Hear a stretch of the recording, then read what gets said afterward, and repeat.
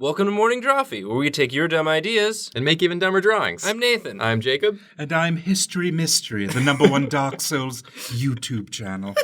Thank you for inviting me, children. It's an honor to have the number one Dark Souls YouTube channel, number one lore expert here with us today. When I was told in the scrolls and the item descriptions that I'd be needed here, I immediately got into my bus across the Atlantic Ocean. And I'm ready to guide you boys into the heart of gaming's #1 spooky ooky game series. It's incredible that you knew what suggestion we were going with before we even picked it. You showed up today, and then I saw this suggestion from Crab Salad, which was create new Dark Souls monsters. Mm-hmm. Create new Dark Souls monsters. He says it as it's a command, but it has a question mark at the end. Dark Souls is about being questioning and answering. Am I stabbing this crab?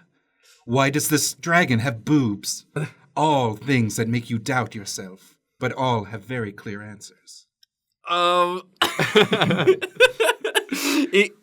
Couldn't have said it better myself. Guys, we're drawing new Dark Souls monsters. Dark Souls, the sensation, should I say? Sensation? It's sweeping the nation. It's dark sensation sweeping the dark nation. There are three Dark Souls? There are three.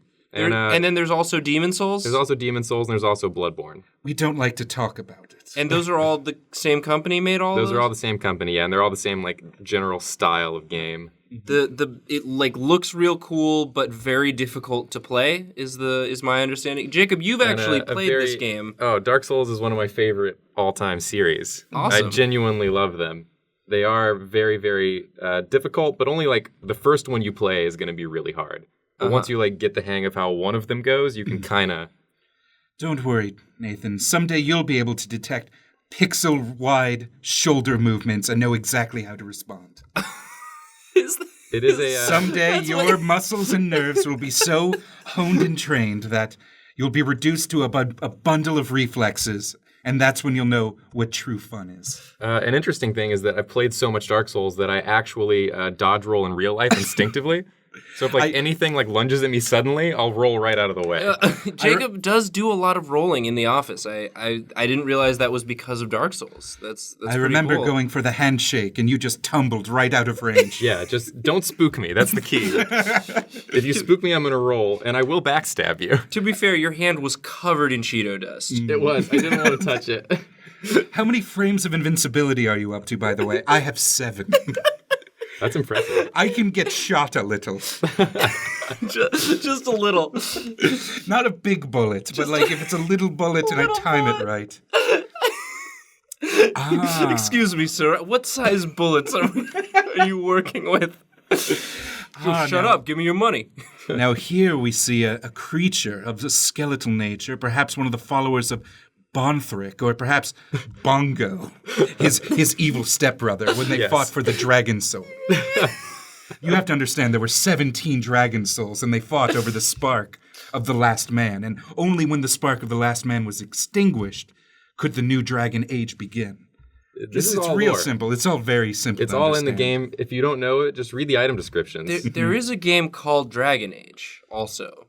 You said Dragon Age. Oh, the Age of Dragons and Dragon Age are two very separate games. That's my fault. Yeah. I misinterpreted. So are you drawing a skeleton mobile? A skeleton Yeah. cart? Allow me to kind of explain where I'm coming from here. Yeah, besides, of course, History Mystery. History Mystery. The #1 Dark Souls lore expert YouTuber. Yeah, besides History Mystery, you're the biggest Dark Souls expert here. He's got upwards of 30 subscribers. It's 32. It's so popular. Did you know that every boss character is directly related through a stepdaddy? Stepdaddy? Sir Gregory the Dark Stepdad is actually the familial patriarch of the entire Dark Souls universe. I have a 40-minute video about it. I figured it out when reading about some gloves. Some gloves. I mean, they're very powerful gloves. Very powerful gloves, yeah. I had to grind for 50 hours to get those gloves. Do not laugh at my accomplishments. They're called the Sum Gloves. Mm-hmm. Spelled SUMMX. I don't know. I don't know what's real and what's not. You could say anything about Dark Souls. I believe it. Yeah, well, this is some real Dark Souls stuff right here. Okay. Is that probably one of the most terrifying enemies in the first game were bone wheel skeletons. Okay. And it's just a skeleton who's for some reason attached to a wagon wheel. Okay. The reason, like most Dark Souls enemies, is, well, the joke answer is because an ancient dragon did some bullshit in the long ago. Right. But the real answer is because it's a cool design from the Berserk manga. Yes, exactly. Which is like 80% of the cool shit in Dark Souls. Yeah, there's a huge Berserk influence on Dark Souls and its design. But I'm not going to lie, my most popular episode called The Secret Origins of the Monsters in Dark Souls, and it was just is an 8-hour video of just the entire first series of Berserk. You just ripped it. Did you mirror or did you just do a full... Oh, I have 48 copyright strikes on my account. But I, like the Noble Undead or the Ashen One, I just simply cannot die. I do like the reasoning is some old dragon pulled some shit. And the ancient king looked upon the shit and was like, oh. And the heir to the king was like, and the king's daughter was like, and the king's heir to the daughter was like, I'ma fix this. But he didn't. He didn't do it.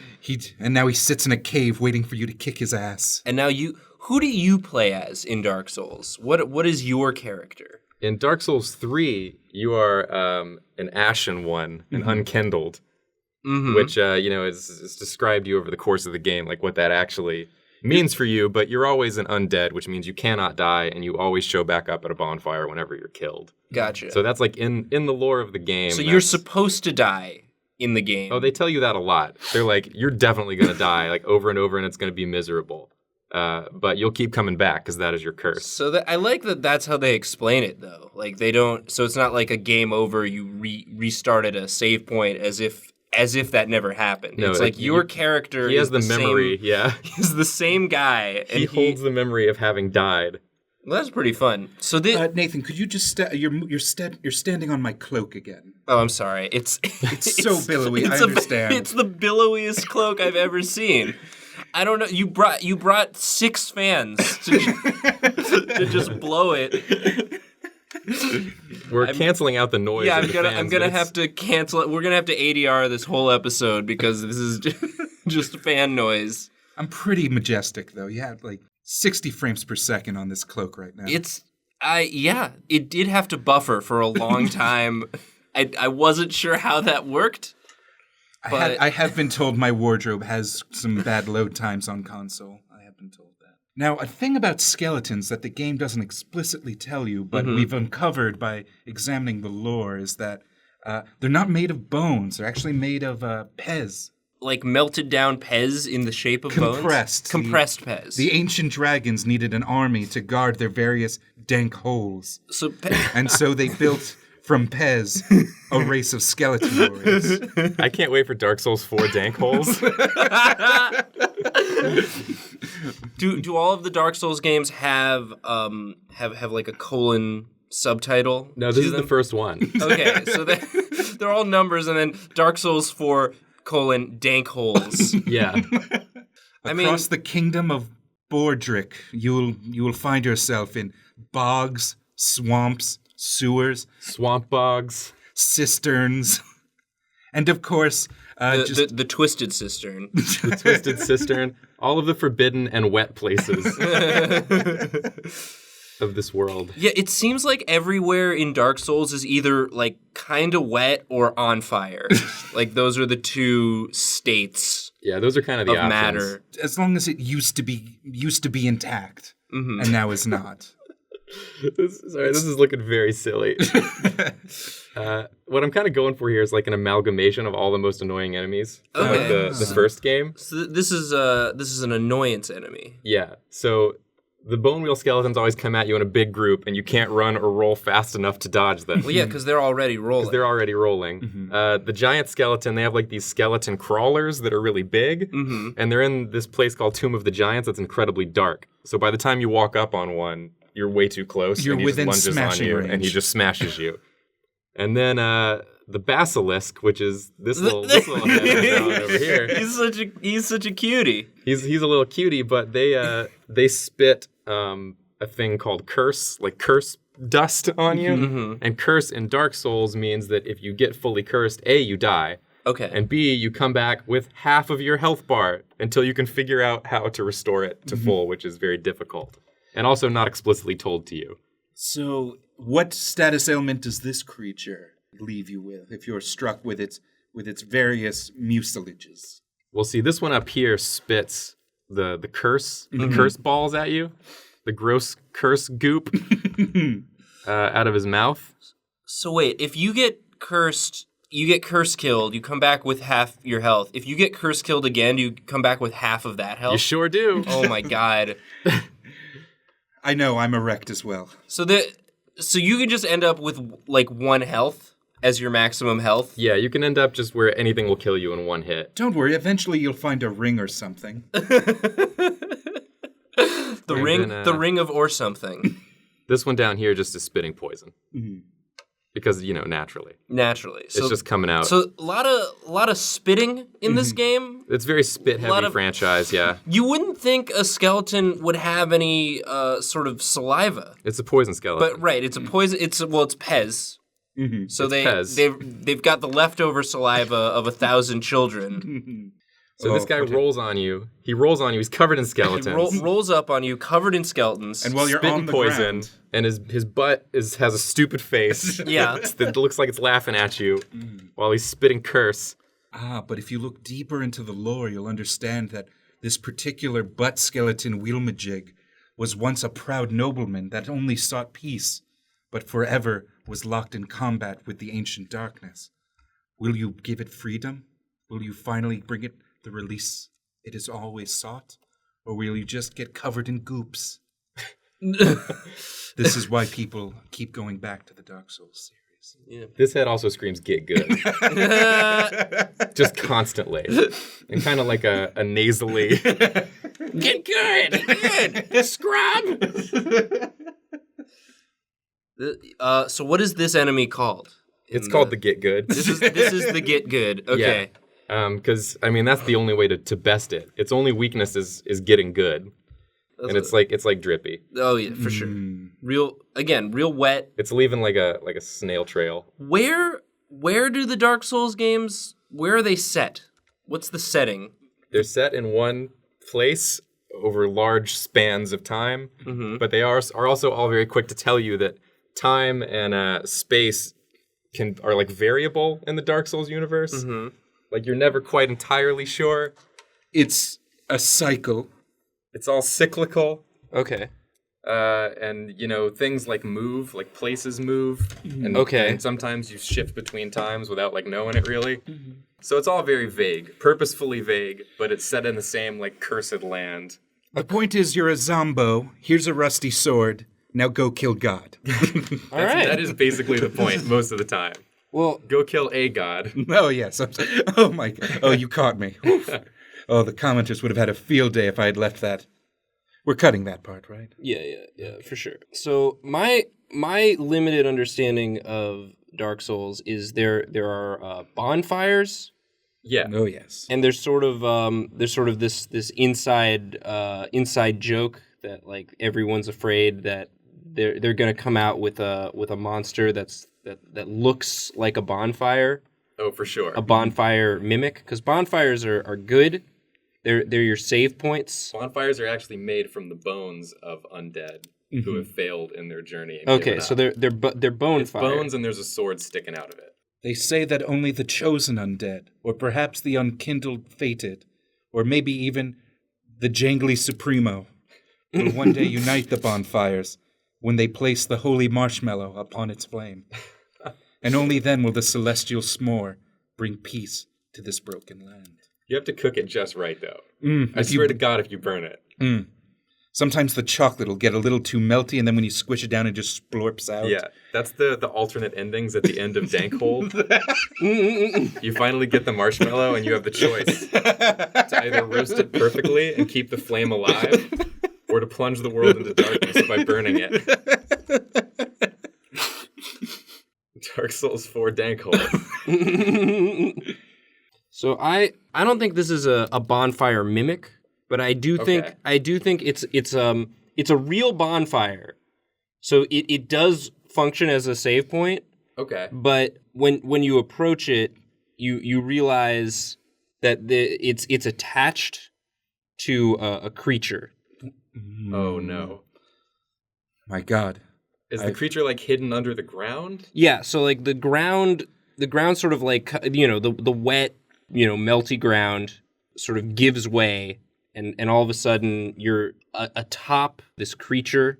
And again, there are a bunch of different sort of aesthetic options you have when creating a Dark Souls monster. There's like bones, lots of bones. There's like big torso-y armor men with ambiguous heads. Mm-hmm. Yep, that's important. And large weapons. And then there's just like gloopy monster bloopies. Monster bloopies. Don't forget genital dragons. Oh yes, of course. Genital dragons. Those are my favorite. Don't read too deeply into it. Is it a dragon or is it genitals? I don't know. I can't stop looking. So this is one of them bloopy monsters. Oh man, so he just like pops up out of the ground and like wrecks your shit? Yeah, and after you've saved at a bonfire? After you've saved at a bonfire, so you keep respawning there. Oh no. And then instantly getting killed. From Lothric to Lordran, nothing in my studies has ever prepared me for such a vile creature. That's like brutal. So that's the true game over. Yeah, because you can try to like get away. Like do like immediately dodge roll, but like if you roll off, he's just gonna stomp you with his many bloopy feet.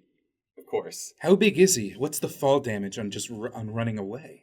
There's some fall. Let's see. Let's get the bonfire a little smaller for scale. Are we gonna put a little guy in here? Oh yeah, let's get a little guy, a little man. Your little sad undead boy. Yeah, a little sad undead boy, and then this is just like. Just like a mouth hole. He eats you with his butt. He eats you with his like butt mouth. That's the worst kind of mouth. You cruel man. So we both sort of drew like scorpion-esque butt mouth men things. I think that's the fair. Spirit of the games. Yeah. I think the game personally could use more scorpion-esque enemies, frankly. There were some in Dark Souls 2, but that was like a man scorpion. And also a woman scorpion. Oh, there was the lady spider.